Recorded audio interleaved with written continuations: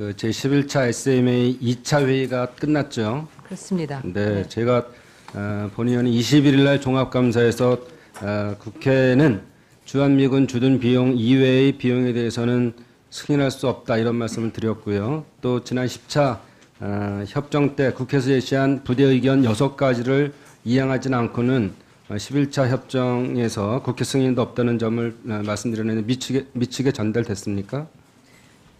예, 그 부대 의견을 상세하게 설명을 했는지에 대해서는 제가 그 구체적으로 보고받지 않았습니다만 다시 챙겨보겠습니다. 네. 혹시 2차 협상에 관해서 간략히 설명해 주실 수 있으신가요? 그 우리의 기본 원칙을 가지고 협상을 임했고요. 그 결과적으로는 하여튼 아직 간극을 좁힐 이 차가 굉장히 크다. 그래서 2차에서 들은 미치게 그 설명, 그쪽의 입장을 바탕으로 해서 또 우리의 입장을 바탕으로 해서 3차 회의를 지금 준비를 하고 있습니다. 네, 장관님, 2차 협상이 끝난 후에 그 기자 브리핑이 전면 이제 비공개로 되면서 그 언론인들 사이에서의 불만이 많이 나오거든요. 근데 이걸 꼭 감출 것만은 아니고 같이 공개할 수 있는 건 공개하면서 언론에 도움을 받는 것도 꼭 나쁜 전략은 아니라고 생각하는데 너무 전체를 비공개로 하는 거는 국민의 알 권리에 있어서도 꼭 바람직하지는 않다는 말씀을 좀 드리고요. 물론 전략적인 건 감출 필요가 있겠지만 그렇지 않은 것들은 공개를 해서 국민의 힘을 모아하는 것도 또 외교부의 할 역할이다 이렇게 말씀드리겠습니다.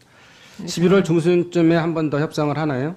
11월 그 지금 그렇게 생각을 하고 있습니다만 일정이 정해진 거는 아직은 아닙니다. 네.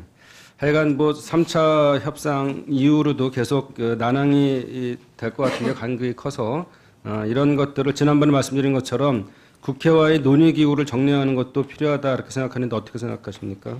예, 지난 10차 때도 그랬듯이 국회의원님 여러분들과 그 적시에 협의를 드리고 설명도 드리고 또 힘도 모으겠습니다. 물론 시간이 지금 많이 남아있진 않은 상황에서 여러 가지를 해야 되는 상황입니다만 의원님들의 그런 관심과 우려사항 충분히 감안을 해서 적정한 기회에 말씀을 드리도록 하겠습니다. 네.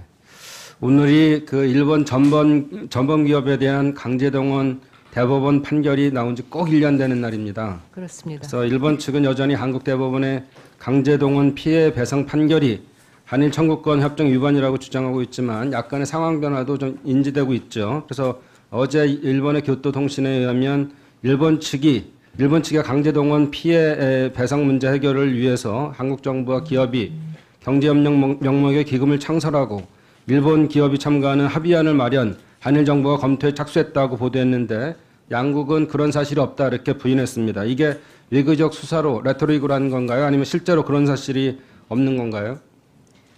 예, 협의는 늘 진행을 하고 있고 그렇지만 어떤 구체적인 보고가 된 그런 구체적인 안으로 지금 협의가 모아지고 있는 건 아니다 하는 말씀을 드리겠습니다. 장관님이 얼마 전에 아직 간극은 크지만 서로의 입장에 대한 이해가 깊어졌고 간극도 좀 좁혀진 면도 있다고 발언하셨는데 간극이 좀 좁혀졌다는 게 어떤 부분이죠?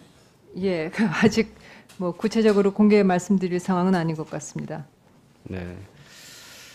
이건 이낙연 총리께서 아베 신조 일본 총리하고 21분간 회담을 진행했고요. 아베 총리도 문제 해결을 위한 외교 당국 간의 의소통을 계속한다는 뜻을 밝혔는데 공교롭게도 이런 것이 사실은 11월 23일 지소미아 문제가 있는데 요미우리 오늘 신문에 따르면은 11월에는 안 한다 정상회담을 이렇게 얘기를 했거든요. 이게 11월 정상회담이 무산된 것이 맞는가요? 구체적으로 추진하고 있었던 것도 아니고요. 우린 늘 열린 입장을 갖고 있습니다만 말씀드렸듯이 정상회담을 하기 위해서는 그 성과가 있어야 됩니다. 그래서 성과를 만들어내기에는 아직도 갈 길이 좀 있다 하는 차원에서 우리가 요청을 했고 그쪽에서 거절을 했다 하는 이거는 사실과 다릅니다. 네. 이번에 그 동남아시아 국가연합하고 그러니까 그 한중일 그 정상회의에 참석하시죠? 예. 네. 그러면 거기 한일 외교 장관급 회동도 계획이 있습니까? 지금은 잡혀 있지 않습니다. 네. 네.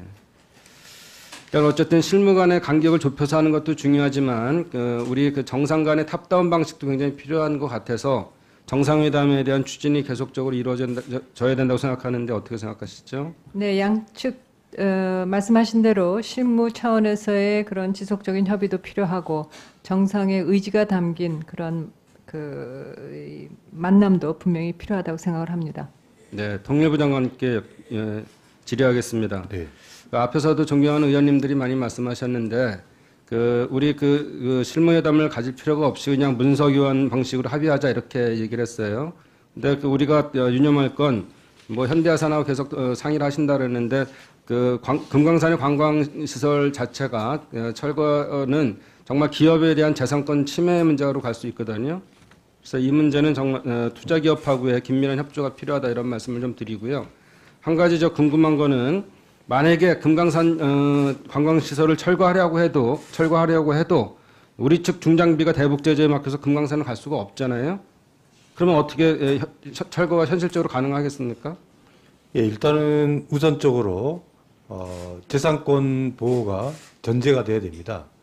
그리고 나서 실사가 필요합니다. 이 시설물이라는 것이 역사도 다 다르고 또 소유체도 굉장히 복잡합니다. 그런 부분들에 대해서 현장 점검을 통해 갖고 정확한 실상을 파악하는 게 우선적인 과제라고 생각합니다. 근데 북측도 어쨌든 그 제재에 의해서 장비가 못 들어간다는 걸 알고 있으면서도 이렇게 한 속내가 뭔지 이렇게 짐작되시는 게 있으세요? 현장 실사를 통해서 각각의 시설 부분들에 대해서 어떻게 처리를 할 건지 그 부분에 대한 계획이 나올 것으로 생각하고 있습니다. 네, 일단 그래서 처리하는 게 능사가 아니고 철거하는 것이 능사가 아니고 지난번 저희가 국감 때 드린 것처럼 이런 문제를 이제 푸는 방법이 금강산 관광의 재개 그리고 개성공단의 재개 그리고 또 트럼프 대통령이 얘기했던 철도 연결 이런 대북 사업들일 수가 있거든요. 그래서 이런 것들을 지난번에 말씀드렸던 한미 워킹 그룹에 좀 제안을 하고 실질적으로 이렇게 제재를 풀어서 북한이 원하는 방향과 또 한반도의 경제 발전 이런 것들을 연결시켜 나갈 필요가 있는데 어떻게 생각하세요? 제안을 하셨습니까? 네, 아무튼 이 조건과 환경을 충분히 고려하면서 이 사업자와 협의를 하고 있습니다.